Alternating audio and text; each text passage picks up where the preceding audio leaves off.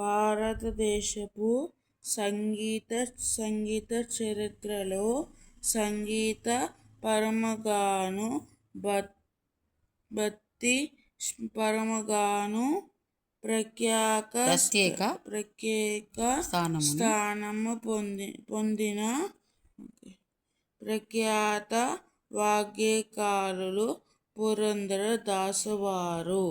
శ్రీ త్యాగరాజస్వామి తర్వాత యావత్తు భారతదేశ వాసు అందరికీ తెలిసిన భక్తి శిఖామణి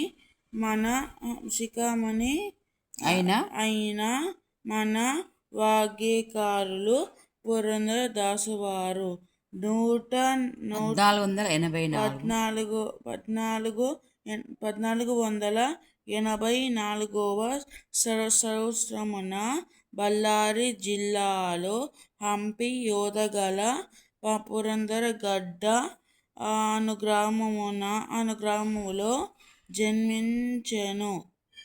తండ్రి గొప్ప వజ్రాల వ్యాపారి.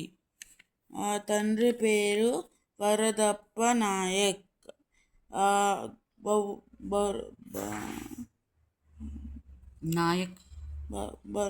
వరదప్ప నాయక్ బహుశా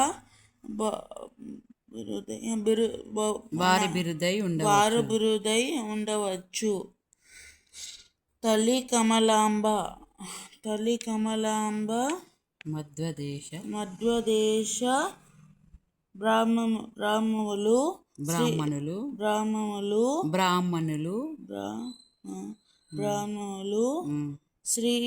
శ్రీ వెంకటేశ్వర స్వామి అనుగ్రహమున కలిగిన వాడు కాబట్టి శ్రీనివాస అనే పేరిండిరి. శ్రీనివాసు ఏకైక కుమారుడు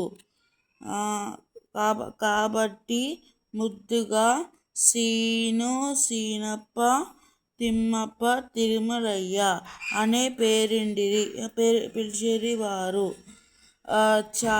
చాలా గారాబంగా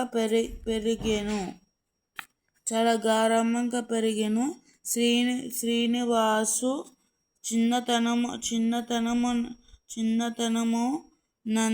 చిన్నతనమునందే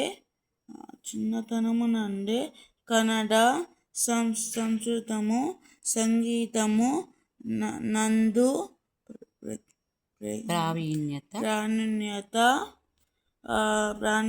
సంపాదించెను.